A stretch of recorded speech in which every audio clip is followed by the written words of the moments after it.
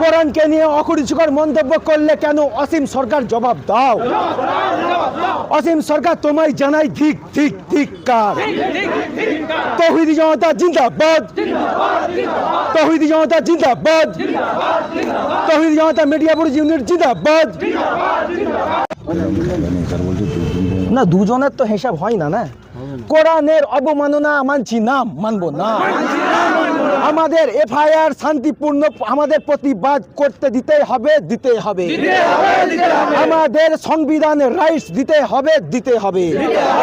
আরে অধিকার লড়াইয়ের আন্দোলনে আমাদের অনুমতি দিতে হবে, আমাদের অনুমতি দিতে হবে।